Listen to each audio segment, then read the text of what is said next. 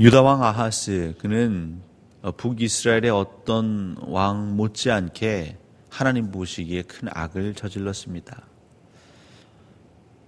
저희는 지금 계속해서 유다 왕과 북이스라엘 왕들이 어쩜 이렇게 어리석은 일들을 행할까 말씀으로 살피고 있는데, 오늘 특별히 아하스는 왜 더 나아가 이전의 왕들은 그래도 여호와 보시기에는 정직히 행했지만 그 산당을 패하지 못한 것으로 하나님께 혼쭐이 났지요. 결국 그러한 이방신을 섬기고 여호와의 말씀대로 살아가지 못하는 그러한 것들이 불씨가 되고 화근이 됩니다. 더 나아가 아하스 왕은 모르긴 해도 좀 더 권력욕이 강했던 사람 같습니다. 왕들마다 각각의 성향이 있을 텐데 아하스, 그는 왕자에 앉아서 늘 고민했을 것입니다. 철저히 지도자로서, 왕으로서 가장 큰 고민이 있었는데, 그것은 바로 유다 왕국의 약한 국력이었습니다. 북이스라엘을 완전히 이렇게 압제할 만한 힘도 없거니와 주변의 나라들의 그 강성함이 항상 이 아하스 왕에게는 도전이 된 것이죠.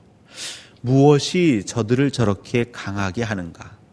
더불어서 무엇이 이 유대, 한때는 이 주변 왕국을 호령했던 우리 조국이 이토록 약화되었는가? 우리가 지내다 보면 참 안타깝게 행동하고 또 판단하는 이들이 있습니다. 그 문제의 본질을 보지 못하고 호도하고 오히려 엉뚱한 분석과 엉뚱한 결단을 내리는 경우들이 있지요. 근데 이 아하스가 딱 그 꼴입니다. 그가 율법책을, 하나님 말씀을 가까이 했다면 지금 왜 남유다 땅이 이렇게 어려운 형편에 놓였는지 대번의 답을 찾을 수 있을 것이고, 저와 여러분은 그 답을 알고 있습니다. 그 답은 하나님의 말씀대로 온전히 행하지 못하였기 때문에 지금 남유다가 이토록 흔들리는 것이고, 이방 나라들이 강성함으로 이 남유다를 매질하고 있는 것이죠. 그런데 아하스는 그것을 제대로 보지 못하고 거꾸로 적용합니다. 그 답은 무엇이냐면, 우리가 그동안 너무 작은 부족신, 히브리 민족의 부족신 여호와를 섬기는 데 많은 시간을 허비했다라는 결론을 내린 것이죠.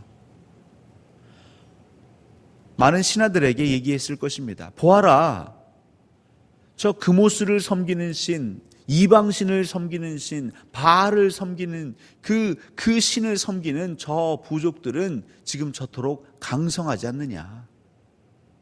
근데 우리는 그 출처도 알 수 없는 그냥 한 유목민족의 그 유목민족의 신 여호와를 지금까지 섬기고 있는데 이제는 바뀌어야 한다라고 아하스가 주창하는 것이죠.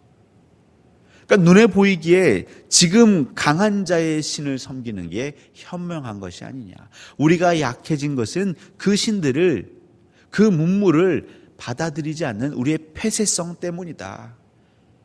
이런 독단, 이런 어리석음은 빨리빨리 우리가 해치워야 한다라고 왕이 앞장서서 이방신들의 그 신앙을 받아들이기 시작하는 것이죠. 그게 오늘 이 3절에 나와 있는 내용입니다. 더 나아가 그의 아들을 불 가운데 지나가게 하는 철저히 그 혼합 종교죠. 왜냐하면 여호와 숭배하기를 아예 폐하지는 않았기 때문입니다. 하지만 이미 여호와를 그 마음 가운데에서는 밀어내버린 것이죠. 오늘 제가 여러분과 말씀을 나누고 싶은 것은 바로 이때 이러한 모든 일이 과연 아하스 왕 혼자만으로 가능했겠는가입니다. 물론 왕권이 굉장히 강한 시대였기 때문에 왕의 명령이라면 모든 것을 순종할 수밖에 없는 구조는 맞습니다. 하지만 우리가 알듯이 다윗 왕 때 그 장군 요압이 그 왕에게 얘기하기도 하죠. 아니면 모사를 꾸미기도 합니다. 그래서 압살롬을 결국 데려오게까지 하죠. 그러니까 왕의 뜻을 그래도 조금은 바꿔보려고 얼마든지 신하들이 충분하지 못하겠지만 조금씩은 일할 수 있었습니다. 선지자가 있으면 선지자가 왕에게 직언하기도 했고요. 때로는 제사장들이 깨어서 그 반역하는 왕 뒤에서 참된 왕조 혈통을 지키기 위해 한낱 활동도 마다하지 않았죠. 근데 오늘 아하스 이 왕 때에 보면 이 왕 혼자만 어긋나는 것이 아니라 그 우상 숭배하는 데 있어서 수많은 공범자들이 있는 것이죠. 그 대표적인 공범자 오늘 누가 나오냐면 제사장 우리아가 나오는 것입니다. 제사장이라 함은 이건 왕이 세운 것 이전에 하나님이 세운 직분이죠. 여호와께 그 거룩하고 구별된 제사를 목숨처럼 그 제사장들도 늘 교육을 받았을 것입니다. 특별히 그 선대 제사장들 가운데에서는 여호와께서 명하신 불이 아닌 다른 불을 올려서 그 엘리의 아들들은 그냥 그 자리에서 죽기도 하였습니다. 하나님께서 명령하신 그 제사법으로 제사하지 않고 자기 마음대로 그 제물을 취했던 그 아들들 역시 비참하게 죽음을 맞이했습니다. 그럼에도 불구하고 제사장 우리아는 여호와를 두려워한 것이 아니라 그 서슬퍼런 왕권을 가지고 있는 아하스가 두려웠던 것이고 아마 그 안에서도 여호와 야훼 신앙이 흔들렸겠지요. 아하스의 말이 일리가 있다 고개를 끄덕였겠지요. 그래서 결국 그도 동조합니다. 이 아하스가 아수르 왕한테 도움을 구하죠. 그래서 아수르 왕의 도움으로 아람과 북이스라엘 연합군을 물리치게 됩니다. 그리고 이 아수르 왕이 머물던 다메섹에 이 아하스가 갔는데 그곳에서 이 아수르의 제단을 보는 것이죠. 너무 아름답고 그 황홀경에 빠진 나머지 그 자리에서 아마 스케치를 했던 것 같습니다. 그리고 그걸 사람을 통해서 우리에게 보냅니다. 당장 이 제단을 우리 나라에도 만들어라. 우리와는 망설임이 없습니다. 왕이 오시기 전에 그 제단을 만들었다라고 기록하고 있습니다. 오늘 본문을 통해 뭘 알 수 있냐면 하나님의 공동체, 그 예배하는 공동체가 어그러지는 데 있어서는 단순히 한 사람만의 잘못만으로는 쉽지 않습니다. 오늘 여기엔 우리야만 적혀 있지만 수많은 그 성전에서 회막에서 봉사하는 레위인들도 포함되었겠지요. 어느 누구 하나 아하스 왕에게 또 우리야에게 이것은 잘못된 것입니다. 이것은 여호와께서 기뻐하시지 않는 행동들입니다라고 얘기하지 않고 그저 왕명이기에 제사장의 명이기에 우리는 그 질서에 순종한다라고 하여서 그냥 따랐을 뿐입니다. 그리고 유다 왕국은 정말 이전과는 비교할 수 없을 정도로 그 이방 종교에 물들어 버리는 그런 안타까운 결과를 맞이하게 되는 것이지요. 모든 것은 조금씩 밀려 들어오다가 한순간에 그 둑이 터지는 것이죠.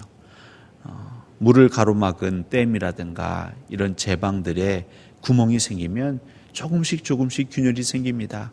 거기서 물이 졸졸 흐를 수 있습니다. 하지만 그것을 방치해두면 어느 한순간 와르르 무너져 버리는 것을 보게 되는데 지금 아하스 왕 때에 그러한 일이 벌어진 것이죠.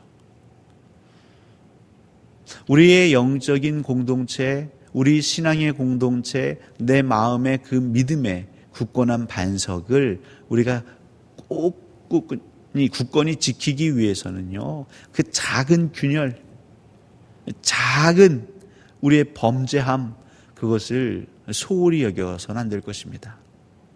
그 작은 것이 결국 큰 문제의 뿌리가 되는 것이죠.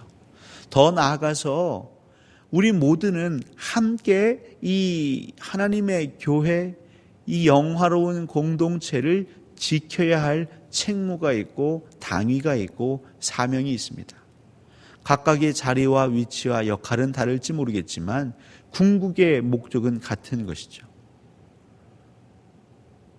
때로는요, 담임 목사가 엉뚱하게 잘못될 수 있죠.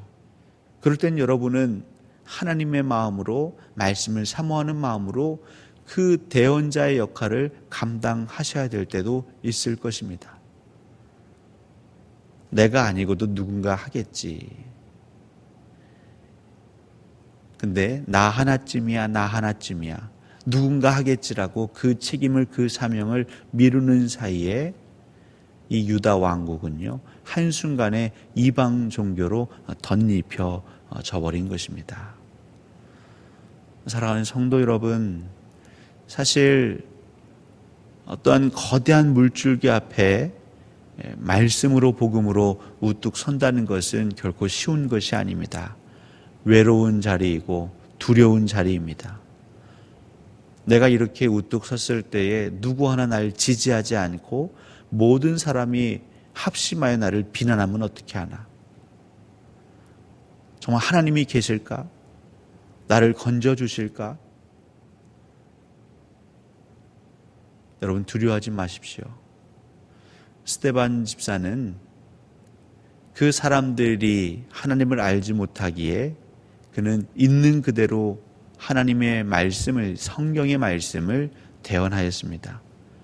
근데 그에게 돌아온 것은 박수도 칭찬도 영화도 아니었고 그에게 돌아온 것은 돌덩이였습니다.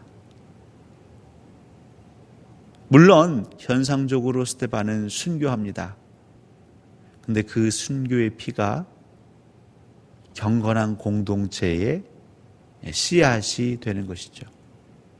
성령의 공동체의 기틀이 되는 것이죠. 이 유다 땅에는요, 그런 순교자가 없었던 것입니다. 그리고 그냥 그 상황 가운데 다 묻어간 것이죠. 그리고 결론은 그 공동체 전체가 여호와 보시기에 악한 행동을 하는 그냥 한낱 이방 나라와 다르지 않은 결말을 맺게 되는 것입니다. 이 시대에도 순교가 필요한가? 과거 일제시대 혹은 그 한국전쟁, 6.25 전쟁과는 다른 양상이지만 순교는 오늘도 또 내일도 필요한 것입니다. 여호와를 섬기는 데 있어서 순교자의 신앙이 필요한 것이죠. 너무나 많은 사람들이 공범자가 되고 있습니다. 이 새벽에 우리 하나님은 찾고 계십니다. 우상 숭배하는 공범자가 아닌 여호와를 위해 외롭지만 때로는 홀로 싸우는 싸움처럼 보이지만 내 생명을 아낌없이 하나님께 드리는 그 순교자 신앙을 찾고 계십니다. 오늘 하루 여러분에게 새 하루를 주신 그 하나님과 함께 동행하시며 그것이 순교자의 삶이라 할지라도 두려워하지 마시고 아름다운 신앙의 길, 타협하지 않는 믿음의 길 걸어가시기를 우리 주 예수 그리스도의 이름으로 간절히 소원하고 축원합니다.